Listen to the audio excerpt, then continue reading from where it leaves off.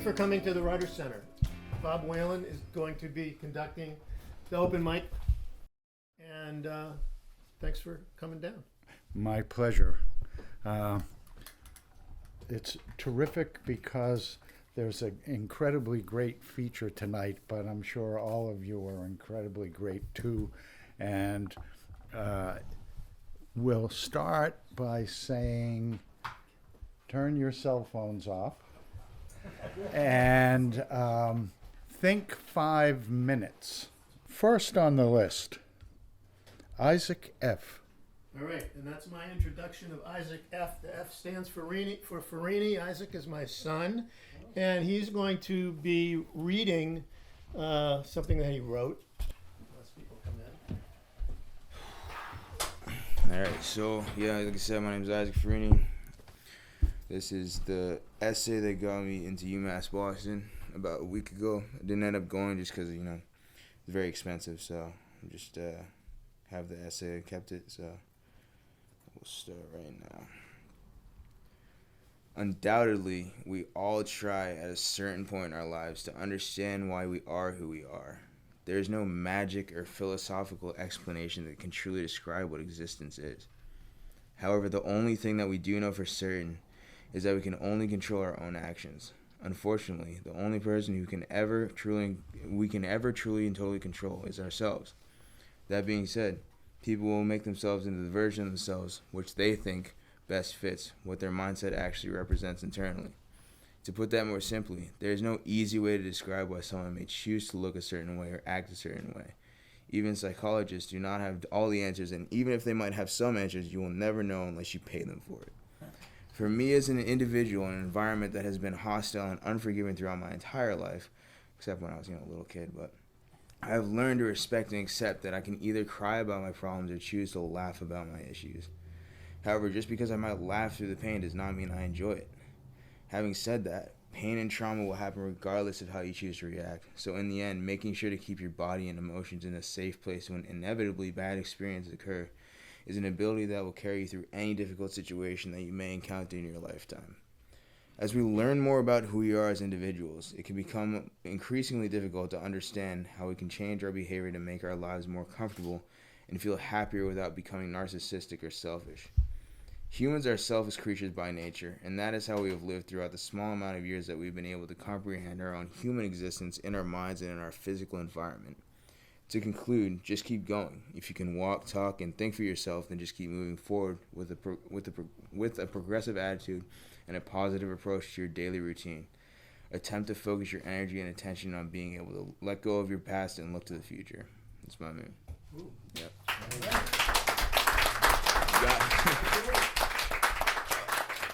Got me to UMass Boston. I didn't go though, so they still got my essay. Thank you. Yep. Isaac Farini. Yes, sir. Now I'm going to go according to the signups. And forgive me if I mispronounce names. You can hit me with tomatoes later. So, Mike Kanjemi? Wow. Right. That's good. Okay. That's good. Thank you. Mike Kinjemi, when I was a lot younger, and if someone else would mention me to their friends, they always thought I was two people, Mike and Jimmy. So now you know, it's just me. It's just me here. Well, I was a little torn on what I was going to read tonight. I am also a lyricist. I write music and lyrics to many, many songs. And for the first time, I thought I would bring a few songs of their lyrics, with their lyrics, and try reading those without playing guitar to them. But I decided against that. I thought the best, and I'm not a poet. Aside from that, I'm not a poet either. This is the first part of a first chapter of a manuscript that I thought was complete a few years ago. And with the events, both political and medical, that have occurred over these last few years, I took a second look at the manuscript, and I knew it wasn't complete. There's a lot more I can add, and I have added to it. It's true story, but the original novel had only one family's events in it. And with the rewrite, I've decided to combine two families into one. So the events are real. The only thing that isn't real is the names or the places. And that's it. So I will read this now. Josephine Normile was the youngest of 4 children. 10 years between her and the oldest sibling, Aldo. Next came Alberto, the brother who'd returned shell-shocked from the Great War, World War I, 8 years between them. Alberto enlisted in the army at 17 and was shipped overseas before his 18th birthday to fight in a war many believed would be the last of its kind.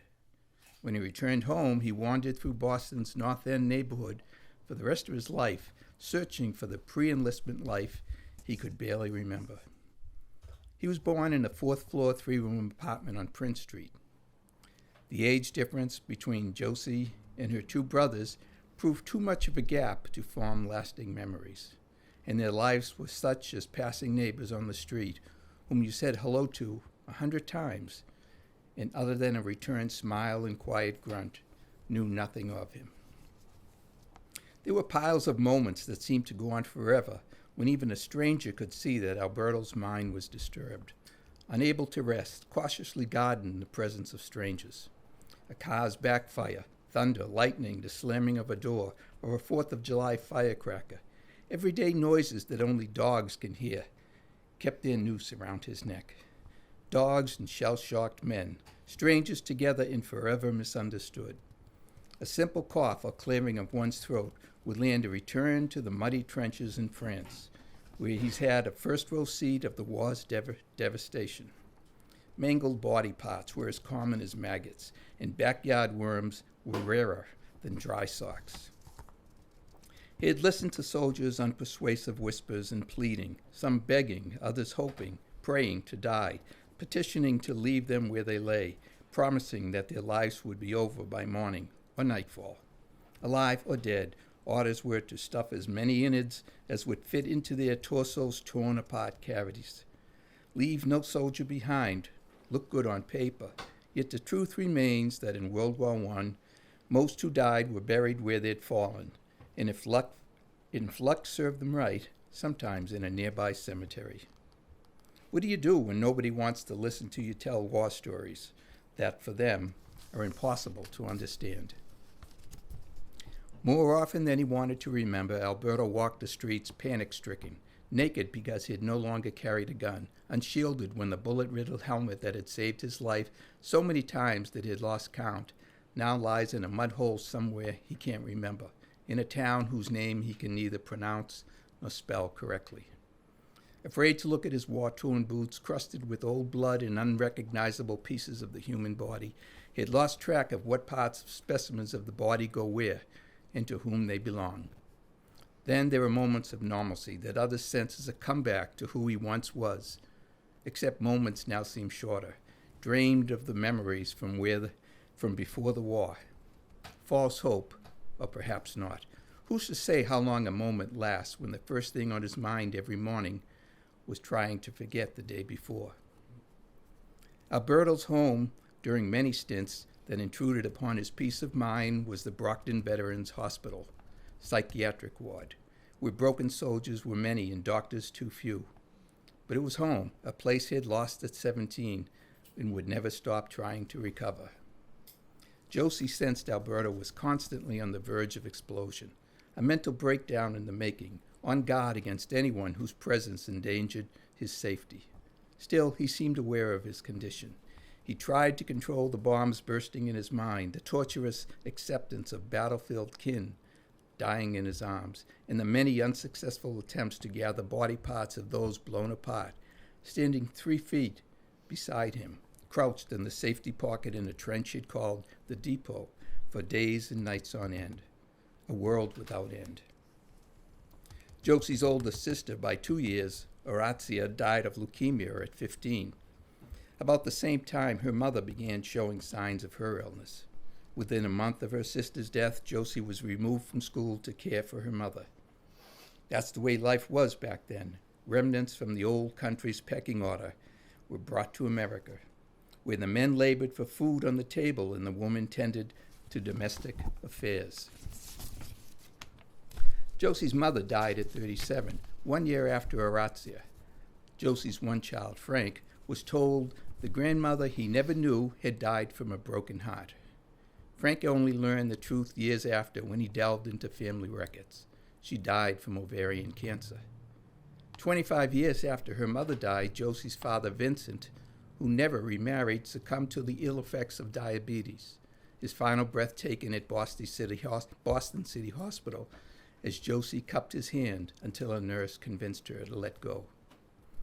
Long estranged from his siblings, Aldo committed suicide with a pistol to his head for unknown reasons. Alberto died 3 years after Aldo, but Josie discovered the loss only when a friend had noted his name on a plaque in the National Cemetery in Cape Cod and notified her. Josie's life had been swaddled in death, surrounded by the awareness that disease, mental illness, and war take no prisoners. In the early spring of 1943, Josie received notice of her husband's loss at sea aboard the naval ship Matagorda when 2 torpedoes from a Japanese submarine sent her to the bottom of the South Pacific. Only one of 6 survivors, Dominic, succumbed to death 2 days after being plucked from the shark-infested water.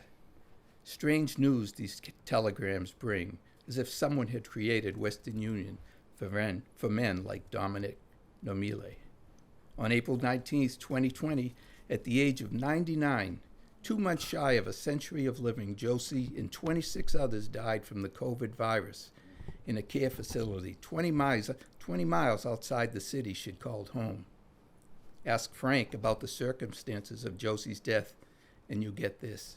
She died from a broken heart. Yeah. Thank you. Thank you.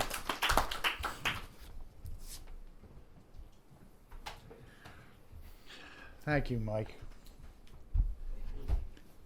I think what we all eventually find out is that manuscripts are never finished, they're only abandoned. Okay. Ripped out of your hands by the editor. Yeah. So, David Newton. Great. David?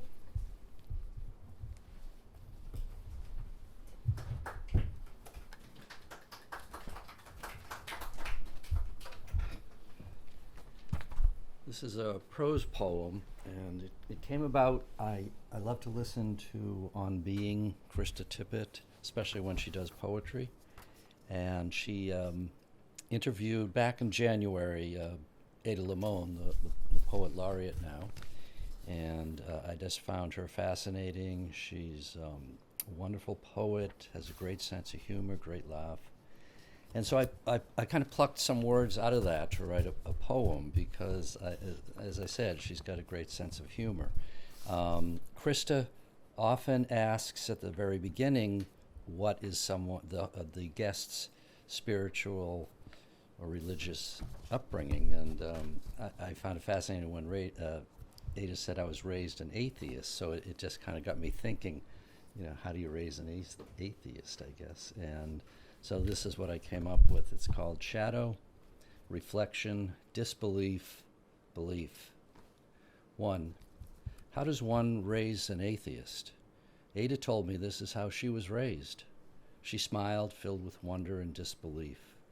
Are we born atheists, empty vessels with DNA planted, ready to create a proper creation, a being both small and large with a capital B? A being of artistry, philosophical thought, lawyerly? God, no. With medicinal tendencies, religiosity run amok by hypocritical men? Are we method actors, followers of Stanislavski and Strasbourg? 2. Together, Ada and I have seen the fallen trees in Sonoma, the embers that once burned. These were no actors, but was it an act of God? Can we be assured, inured to this?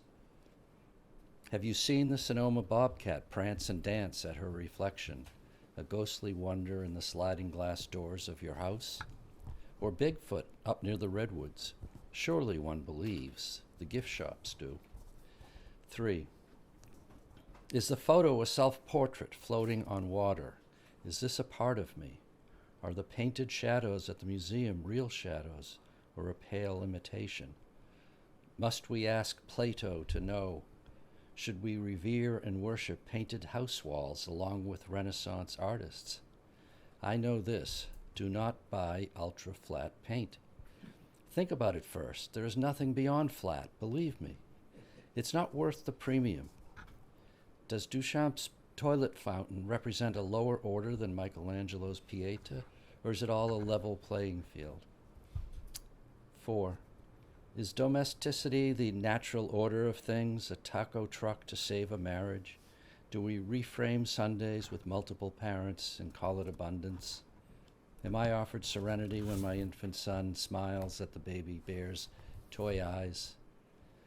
I have often wondered whether to buy milk by the quarter, half gallon at the Stop and Shop in the tidal flat. Do I pay more for less salt marsh, or do we follow Mises' advice that less is more? Do we open the page on silence to write, or do we cry? 5. Don't be fooled by holograms. Sun shadows have soul, holograms, not so much. All visual effect, no dark shadow, no blossoms. Who am I to look at this flower? Who am I to live? If you look hard enough, lily pads on Eastern Ave will overshadow traffic. 6. Out west, we will take the most wonderful nap in Glen Ellen with Sugarloaf Ridge beside us. We will be with each other, the with like a breeze touching our cheeks, the width of 3 eyes, and the Calistoga laundromat, it can wait till the morn. We will then set the washer to casual, warm, normal. 7. I am in disbelief at belief, although I follow Ada Limon religiously.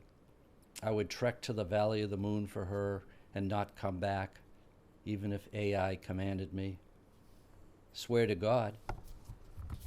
That's it.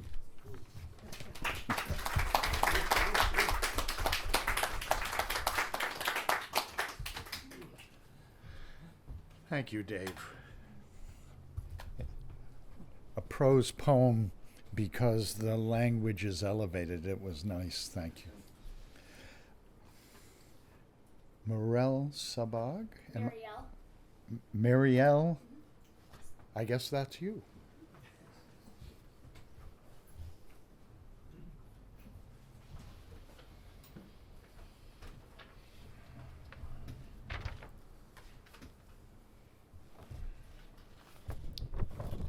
Hi, my name is Marielle. I'm going to be reading the first chapter of a story that I'm currently working on. As of right now, the title is called Mountain.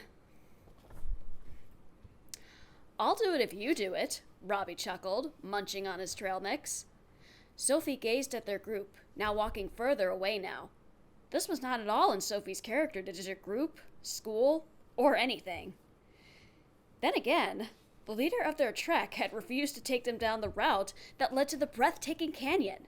The very reason Sophie had signed up to go on this trip to Saratoga Canyons. She smiled at Robbie, nodding. As long as we're not missed. Missed? Robbie replied with a smirk. We'll be lucky if the tour guide doesn't fall asleep himself.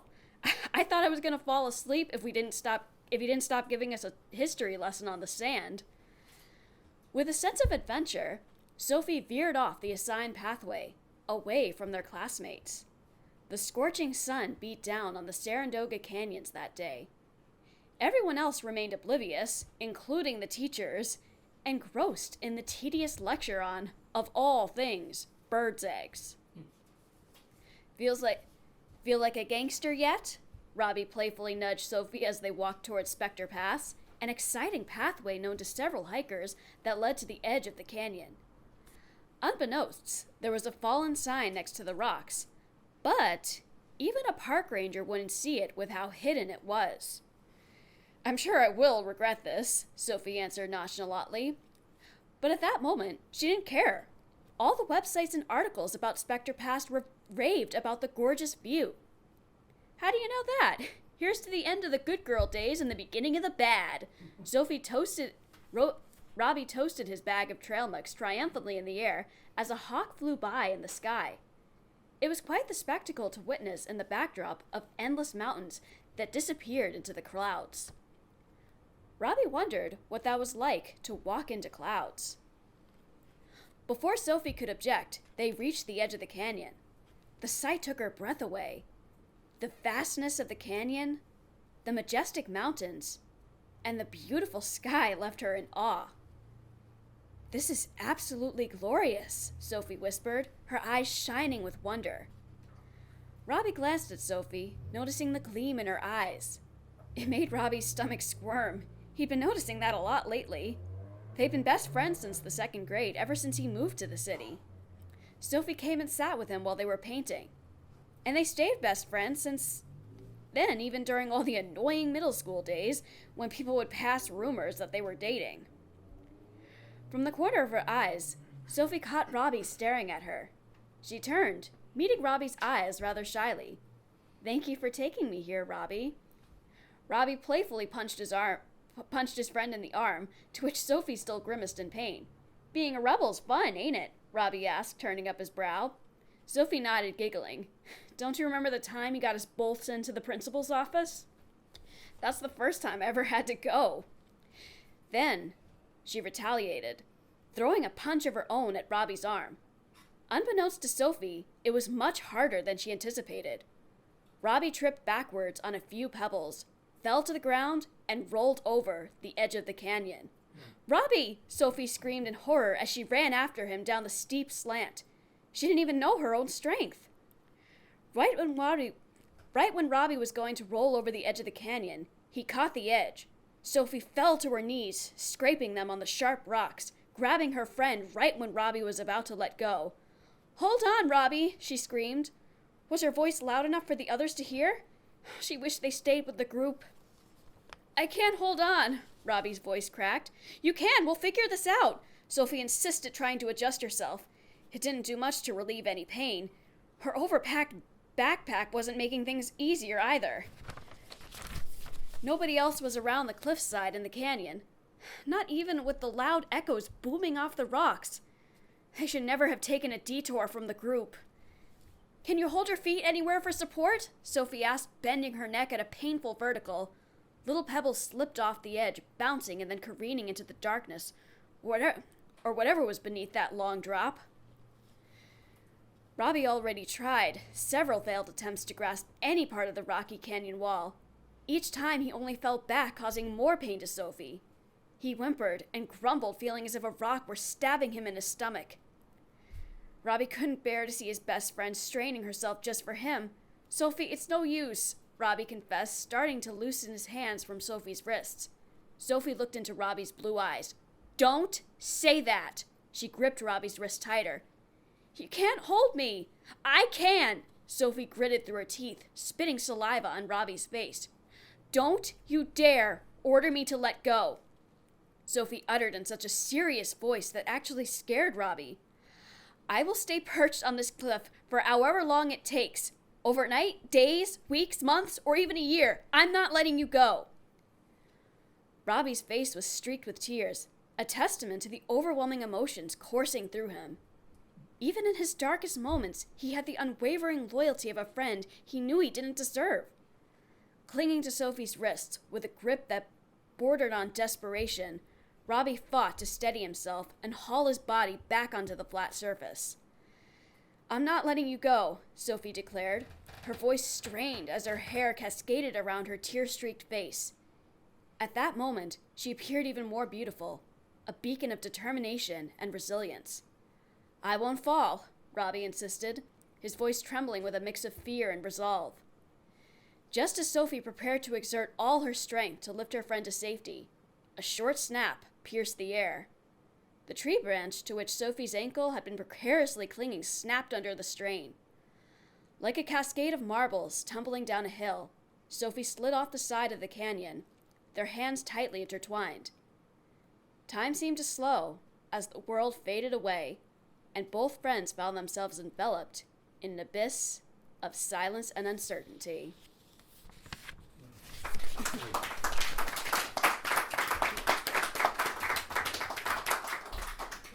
happens next? Only here can you have a literal cliffhanger. All right, you'll have to come back next month and give us the next installment. All right, Dick Lowry? Dick Louie. Lurie. Yep, we got it. Like I said, Oh, that's my ears are great. Okay. Thank you. It's really nice to be here. I'm not able to get here all the time. And my printer's not working, so here we go. I got to get this up. I'm writing a book-length poem about radio. And, hang on. Poem is inspired in part by a 19-hour recording of the entire broadcast day of a CBS station in D.C. in September 1939, just at the start of the Second World War. The complete broadcast day recorded. And that, in part, along with my own experiences growing up with radio, inspired me. So this is an excerpt. And this excerpt talks about one of my radio heroes, who was the great comedian Jack Benny. And as far as I'm concerned, he was the greatest radio comedian. He spent years building up on the radio a persona which was the miser, the skinflint. And that was the source of a lot of his jokes. And that's what he did. Let me hold this up here. Okay. You're asking me for the single greatest moment in radio, the achievement of the impossible? March 28, 1948. Ronald Coleman, who has just won the Best Actor Oscar, and his wife, Bonita, are the guests on Jack Benny's show. In the skit that they do together, Jack visits the Colemans. He admires the Oscar and asks if he can borrow it. His excuse that his butler Rochester, the great Eddie Anderson, has never seen one. By this time, from the careful honing of the Jack Benny myth, we all know his comic persona, the eternally bad musician sawing away week after week at an out-of-tune violin, the miser, the skinflint, whose behavior would be outrageous if it was not outrageously funny. And here we must interrupt this program for a word from our sponsors, the poets we spring from. Much like those endless receding barbershop mirrors where you see yourself looking at yourself, looking at yourself, looking at yourself. So strange, is my head really shaped like that? Except that for poets, what we see in the endless mirrors is the inside of our heads. Images echoing poets we've learned from without even knowing it until we glance at those mirrors. For me, now, a surprise, Yeats? Why Yeats? Oh yes, Caesar, Michelangelo, and Helen of Troy, and the way at moments of great private secret concentration they strike him like a long-legged fly upon the stream. His mind moves upon silence, and her mind moves upon silence. But why are we sponsored by this poem in presenting, as I said, the single most amazing triumphant moment in the history of radio? Listen, Jack Benny. Jack is walking home in this skit from visiting the Colemans. He says, must have stayed there longer than I thought. Dark out, no moon. He sees a cat. Here, kitty, kitty. The cat runs off. Darn it, he got away. He'd have made a wonderful A string. Jack is approached by a man who speaks with the giveaway Brooklyn accent that signals up to no good. Hey, bud, Got a match? Match? Jack is reasonable, kind to strangers. Yes, I have one right here. Don't make a move. This is a stick-up. What? What? You heard me? Mister, put down that gun. Shut up. Now, come on. Your money or your life. And now, your money or your life. And now, here it is. Silence.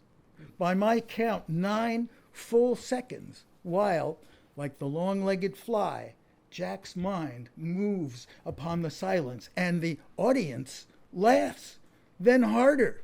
But at what? At nothing? No. They're laughing at the silence Jack has labored years to arrive at. Maybe his as well as radio's greatest moment. He has brought an audience to laughter at silence. Not like Chaplin's tramp, who can do that only if we keep our eyes on him. Not like the shock of it, Hamlet dying. The rest is silence, where the stark visual enormity of a stage strewn with the dead presses in upon us. This is silence. This is silence where silence is outlaw, forbidden, perhaps impossible by definition, until finally the thief says, "Look, bud, I said your money or your life." And Jack replies, "I'm thinking it over." The crowd laughs louder. So think it over yourself. Is this not the greatest moment in radio? I rest my case.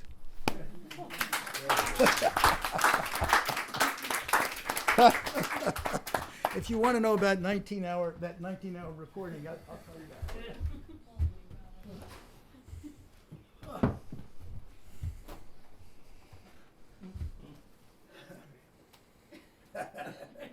Very good. Very good, Bob. You do great work with kids as well. I do work with kids, yeah. Supporting them, publishing them, doing a great job. Oh, in our magazine, that's right, we publish a section of high school poets in every issue of our magazine, yeah. So now, Bob, I think you're next. You guys may have to help here. You guys may have to help me with this one. I was writing up until the last minute, in the last hour. Couldn't even find the printer button. I almost had to bring the computer. Anyway, polo is probably I don't want to be arrogant about it, but polo may be the only sport where you don't even know where the ball is. I mean, whether you're watching it, whether you're out there, the horses are running around. They may or may not know where the ball is, but they're all running around, back and forth. But you're going to be surprised a little bit. Called Grimm's Fairy Tales for the New World and or Greasy Pole Days. Inspiration number 1. The American Debatin', where amid God we thrust.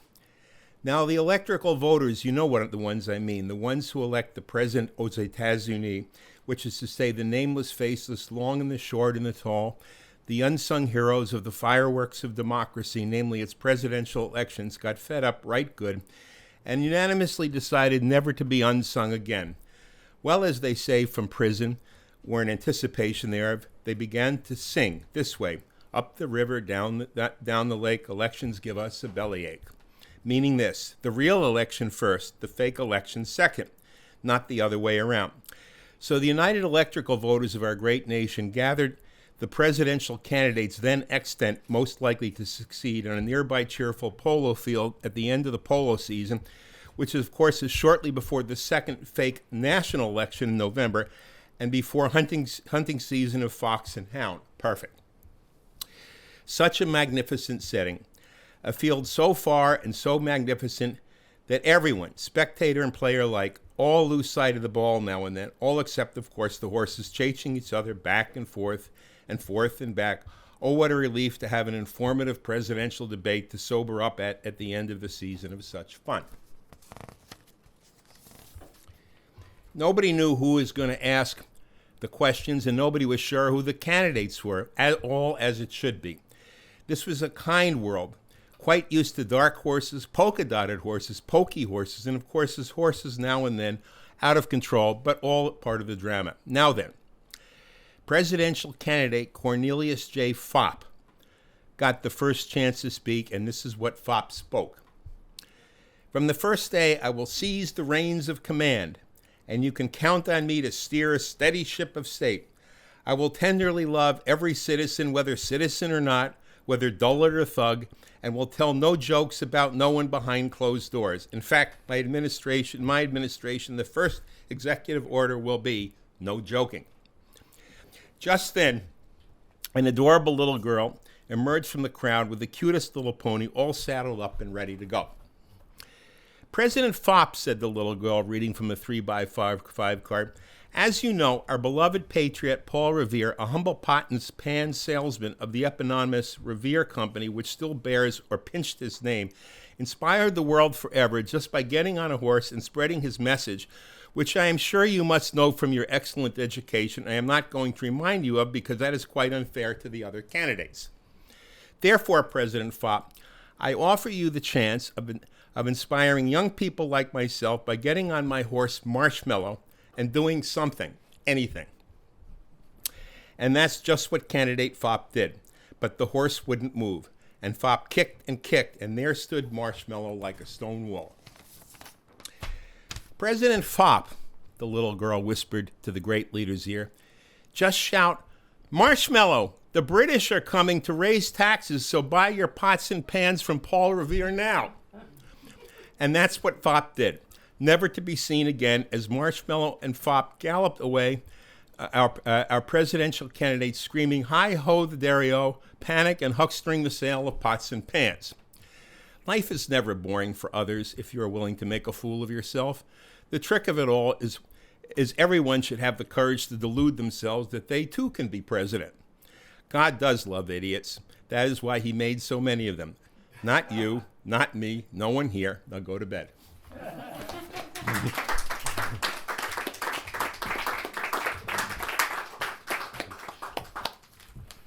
Dan Wilcox.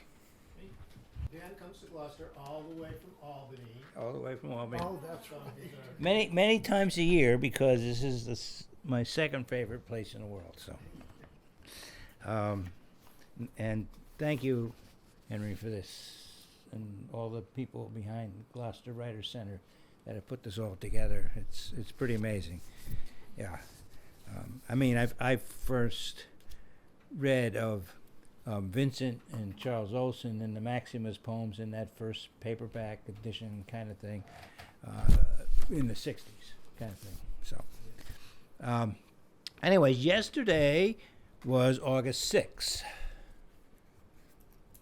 the anniversary of the United States using the atomic bomb for the first time on Hiroshima. And as we have done many years in Albany, New York, since early 80s, we gathered in a park in Albany and had a community reading of John Hersey's book, Hiroshima. If you've never read it, you need to read it. I've read it many times, as many times as in all those years. And it's a stunning piece of literature, and it's been in print since 1946 when it first came out. We read the first 4 parts. If you buy a modern edition, there's 5 parts. There's a follow-up part. But we read the original edition, which is 4 parts, and it takes about 3 hours to do. And we have a lot of community people that join in. And it was started by my friend Tom Nattell, who also was sort of the godfather of the Albany poetry scene. He's no longer with us, but he started that and a lot of other poetry events, and I try to carry some of those forward. Anyways, I came home and I'm sitting on my back porch in cool weather and drinking some gin, and the sun's gone down, and I wrote this, and I read it last night to myself, but I haven't read it out loud. So, I don't know where it's going to go. This is called A Poem for August 6th. The bomb divides the 20th century. Before the bomb, after the bomb. Like the bomb makers worried that when it went off, it would blow a hole in the fabric of history. Things would never be the same, and it weren't. Not just for the 300,000 Japanese, but for the rest of us. The bomb created the peace movement. The bomb created beatniks, dropping out, hippies, anxiety, even an ice pop in red, white, and blue ice. Disco and hip-hop would still be here, but not Bob Dylan or Phil Oakes. Poetry was already here when they dropped the bomb, but this poem, written in the 21st century, would not have been written without the bomb. Thanks.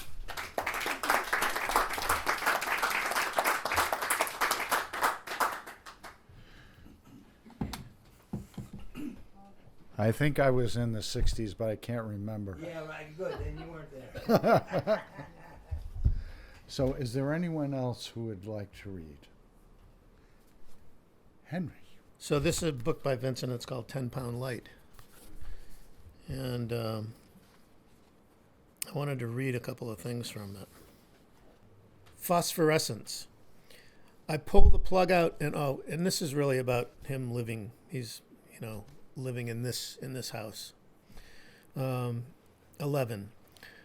Phosphorescence. I pull the plug out at 5, and all the night birds start whistling in my ears. Trade is arrested. My hands forget the table. I'm in the bell-throated song. The stars sway and the tower quivers among them, spying out the black spaces in the music. The night is ours, and so are the throbbing arrivals and the lucky squalls. The dog bar's red flame, a bird's eye hub to the wheeling lives. The harbor is a lost scarf of the disembarking fishermen, and an old door, now as the returning sea. This diamond, less than a ball field, a telescope mound and a microscope mind. The beach sand and heather listening around it. These and the awakened beam, fervently curious, as if looking is all.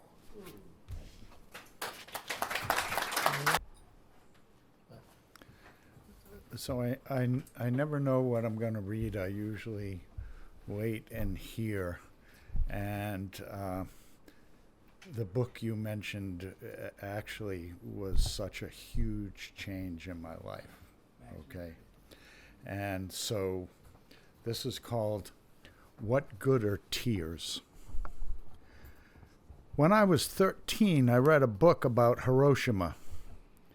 It described a scene of a shadow cast permanently on a wall, the revenant of a person vaporized. I wasn't prepared. I couldn't help but cry. Not long after, I saw black and white films of gaunt ghosts, Jewish prisoners trapped behind wires in a concentration camp, their hollow eyes staring emptily into bottomless evil. I wasn't prepared. I couldn't help but cry. One sunny afternoon in high school, a week before Thanksgiving, I saw a president's brains splashed on a car.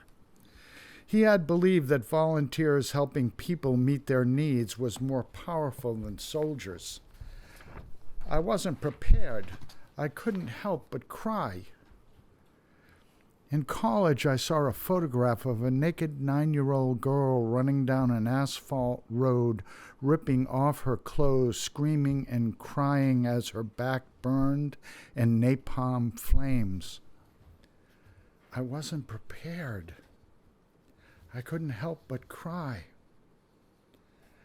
During that time, television news broadcasted scenes of blacks beaten by police and mauled by their dogs. There was a history of some who had been hanged for entertainment, their fingers and toes severed as souvenirs. I wasn't prepared. I couldn't help but cry. Soon after, newspapers displayed images of a fallen, bleeding black man of peace who sought equal justice, shot dead on the balcony of a cheap motel. He had remained nonviolent despite the atrocities suffered by his people. I wasn't prepared. I couldn't help but cry. One morning while driving to work, I heard a radio report from the Middle East of jets bombing an elementary school. Children had melting skin that smeared the walls in an ER as their gurneys raced down the hall. I wasn't prepared. I couldn't help but cry. While on vacation with my daughter, turning on a television, there was a drowned toddler, face down, washed up on a Turkish beach. He perished at sea with his parents, refugees fleeing a merciless war. I wasn't prepared. I couldn't help but cry. Once, as I was cooking supper, cable news shared photos of a lifeless 2-year-old girl who died along with her father as they held each other. Mexican migrants swept away in the current of the Rio Grande. I wasn't prepared. I couldn't help but cry. Today, I saw footage of dismembered bodies, some of them children, scattered and blown into a pile of rubble left by a missile strike to a Ukrainian apartment building. I'm never prepared. I always cry. But now I wonder, what good are tears?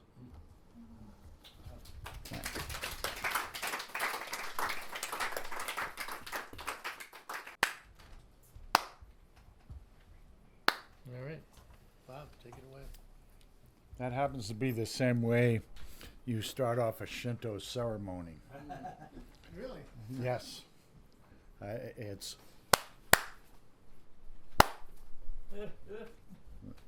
okay. So, speaking of ceremonies, we have a wonderful poet. His stuff is fantastic. If you haven't heard him before, this is a treat. So, Howard, would you please?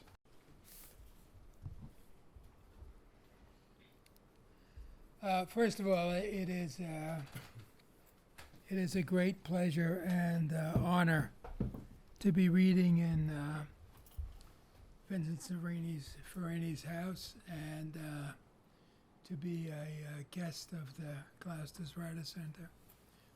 This is a remarkable place with a very long tradition, and I'm delighted to have a chance to be a part of it.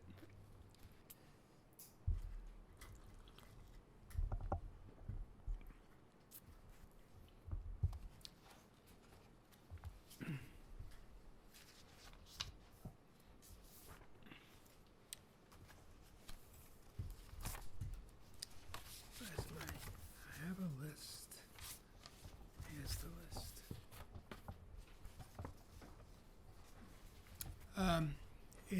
Is my voice okay for that?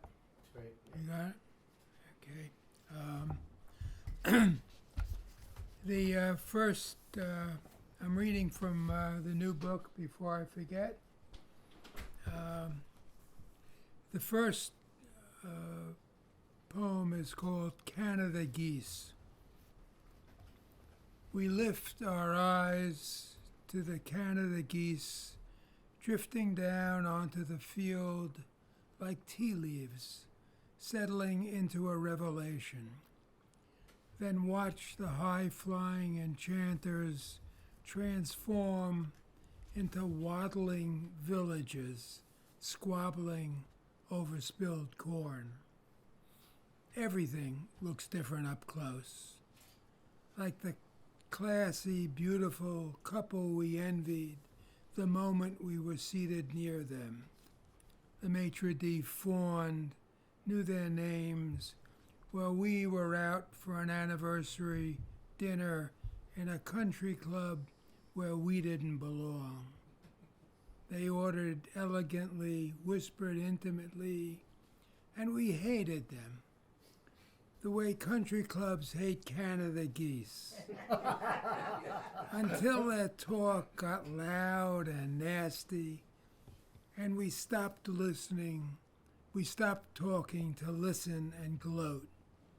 They sounded like the geese that walk around crapping on the greens. Very different than from the ones that fly overhead, winged gurus dispensing melancholy answers to questions we didn't ask, when all we want to know is whether dying is like falling asleep or waking. Thank you. Don't do that, because it'll take all our precious time. This is a unusual ekphrastic poem. It's based on a postcard, and the postcard is of a place called the Terminal Diner. And it is from out west, and it's your classic Art Deco aluminum-sided diner.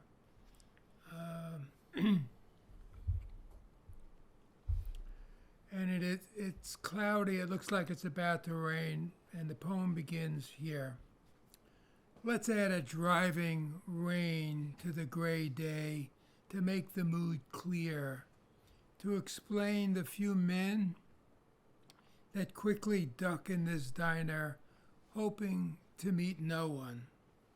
Hesitant men who feel the need to order as if this diner had been their destination, as if they had always intended to sit at this counter separated by a moat of empty stools. The waitress is a skinny blonde in her 60s who keeps a cigarette lit in a corner ashtray, returning to it between customers as if it were her daughter or her lover, the one that will kill her. I stare at my black coffee as if it were something to be understood. If the rain lasts much longer, I'll have to order something. Perhaps a slice of plastic lemon meringue pie that flashes its glistening flank at me like an aging stripper. But the storm takes pity on us.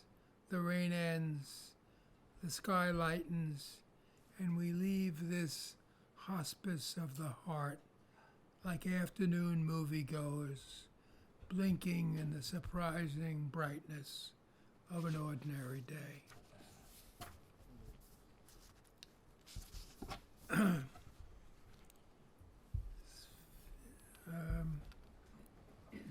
As I usually do when I write about somebody who is a real person, in this case my sister, I give it to them and say, would you mind if I read this poem? And she said, as long as you don't do it when I'm alive. She's not alive. So here we go.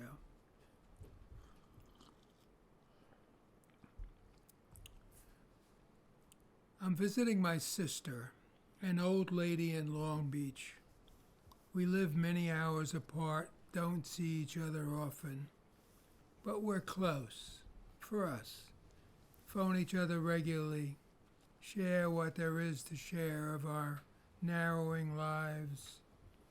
When she sold her house and moved here, I teased her about joining the League of Old Ladies, summering on the boardwalk, hibernating all winter, but our phone calls didn't reveal what I see now. I'm surprised by the old woman who opens the door. My sister of the torpedo tits and wet dream body of my adolescence has gone slack, spectral. Her clothes hang on her like a scarecrow's. Later, we head out for lunch. She's on the first floor, but there are 4 steps down to the sidewalk. Years younger, I become an older brother, holding one hand while her other hand holds the handrail. I watch her hesitant steps. I whisper, "Be careful." I'm so focused on her, I stumble on the bottom step, saved by the firm grip of her steadying hand. "You be careful," she says.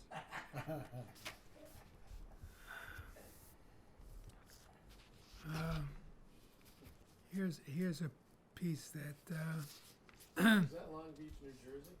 yeah, Was that Long Beach, New Jersey? no, Long Beach, Long Island. Long Island.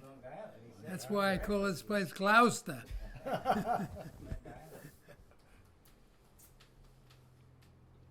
Say Grace. What I like about Grace is that she's easy to be with, the way girls who like guys are. She has a combination of sweet, ingenue looks with a sparingly used but perfectly timed mouth like a trucker. I find endlessly entertaining. We dated years ago, married others, divorced. When we met again, she seemed the same Grace, except for the addition of a very noticeable cross. We went out to dinner, had fun knocking our exes. I wondered why we stopped seeing each other.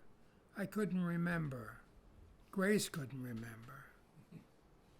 We'd made love back when we were seeing each other, and I was thinking, let's go back to my place.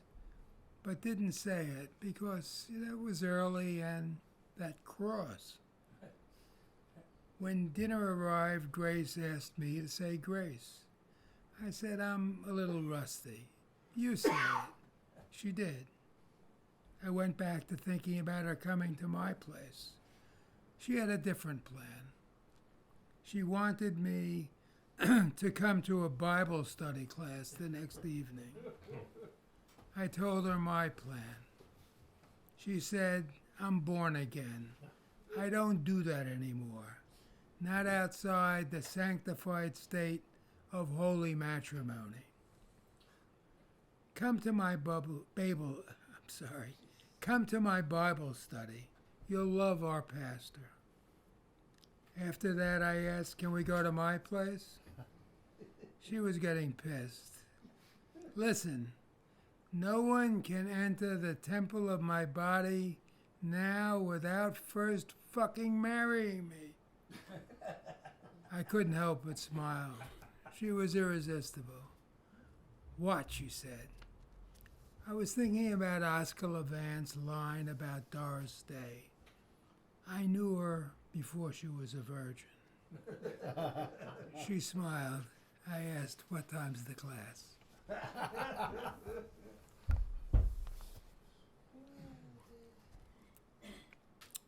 How are we doing on time? Oh, don't worry about it. Okay. Her name. Sometimes I come upon her name. First thing I remember is how she disliked it, though disliked it is putting it mildly. This didn't matter to anyone except her mother, who thought it a rejection, perhaps expected from a teenager, but odd, persisting into middle age. She disliked it first because it was her mother's, boring and ordinary, on a par with Jane Doe, but lacking that name's mystery. proof her parents had no imagination, no interest, or worse, wanted her to be ordinary, though if that was the intent, it failed. Of course, for years now, when I come upon her name, it's simply a name many share. She has no double. I know. I've looked. Though that's the sort of thing she'd enjoy. Someone in a parallel universe, stuck being her when she didn't want to be her. Once I asked her to a work dinner. She said she couldn't possibly come, not that evening. Then showed up. Confessed she'd always known she'd come, but wanted to surprise me by cloning herself into the one who couldn't be there and the one who was, like it was a magic trick. Or the night she said, I think of us as a threesome. Lucky you with two women, one in your bed, another in your head. She can stay as long as you want. I said, not for the first time. I have no idea what you're talking about. No, she said, you don't. That's how she told me.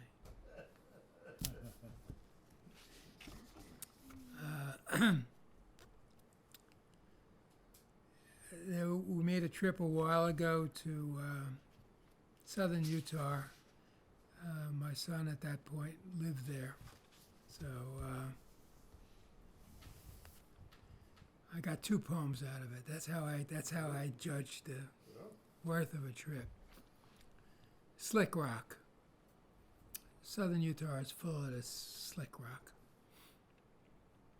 On a solitary morning walk along the slick rock, I recall why the sandpapery sandstone terrain carries this odd old cowboy name. American Indians rode their horses on rim rock, bare-hooved and sure-footed, but clad with iron shoes. The cowboys' horses tended to lose their footing. Sudden drop-offs into deep crevasses and canyons made it a troubling place for a horse to lose its footing. The sudden clattering of hooves losing their grip, the cowboys' yelp and woe, the slap of horse flesh hitting the slick rock, then in slow motion, the terrified, white-eyed horse struggling to regain its footing, the bewildered, open-mouthed rider clinched together, sliding over the edge into history and language. And the second one,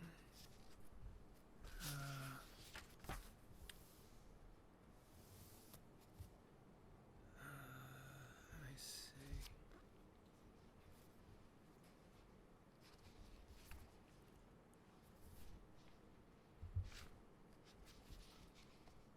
Give me a second. I lost the right page.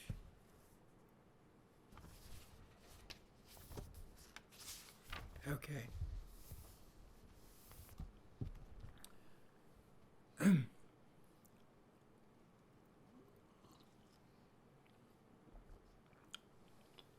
This is called Rattled.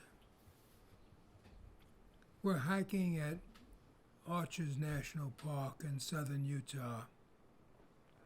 My son has hiked there before. This was my first. The warnings posted along the trail and my overactive imagination did not help. I stepped carefully, listened, and watched for the telltale coil and rattle until the steady climb and midday heat pushed my caution aside. We stopped to take a drink, but when my son turned to go, he heard a rattle. "Don't move," he whispered, and looked around, but could see nothing. The only place he couldn't see was in the deep shade of a sage bush behind me. When the rattle reached my ear, I slowly stepped away. Still, we could see nothing, but the rattle quieted, and with no coil in sight, we continued on our way, happy for the small excitement and a story to tell.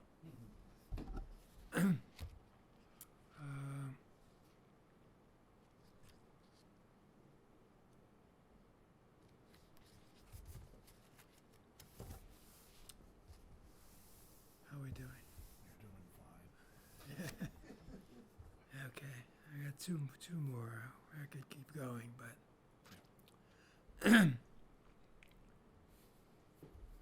okay, good. I listened to a TED talk on dying, so you don't have to. The best thing about dying is not being there. Like you weren't there when you were born. You don't remember being born. Your mother remembers it, but you don't. Not like you remember your first car or a broken bone. As death nears, the body, the mind, has its anesthesia. It always did, and now there are meds. And believe me, everyone wants you to miss the end. You'll never forget the moment you got the final diagnosis, where you were, the face of who told you, the words they used, your flood of disbelief, then anger, even sympathy for the person telling you. But death is different. There's nothing to fear. You won't even be there. In fact, as it draws close, it'll feel like you were never actually here at all. That's a good thing, because if you were alert and present, you might realize this is your last chance to tell your wife you always hated the way she breathes, and you blame your cancer on her meatloaf, and you want a do-over because this trip sucked, and you deserve a chance to do a life without meatloaf. Maybe as a pirate or a long-distance trucker. But you'll be zonked on meds.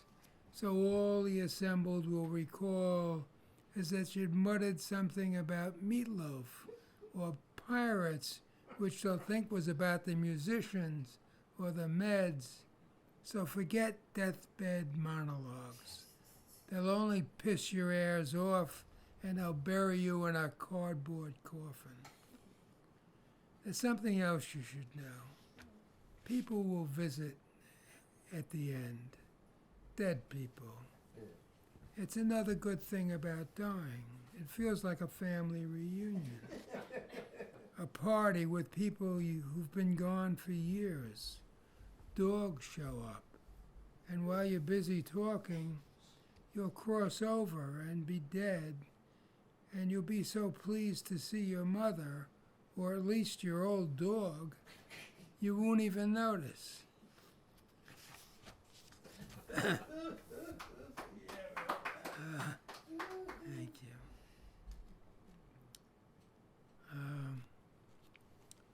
Shadow, where are we up to? This'll do it.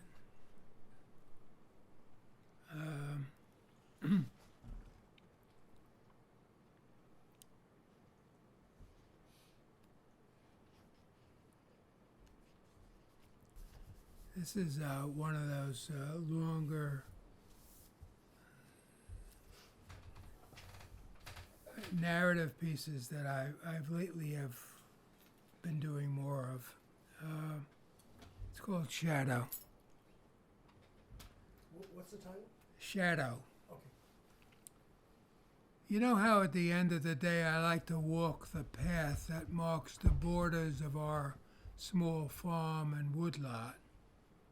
You call it patrolling my known world.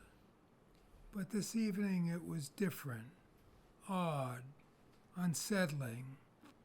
I hope if I tell you, the strangeness will diminish the way shame or fear is lessened when it's shared.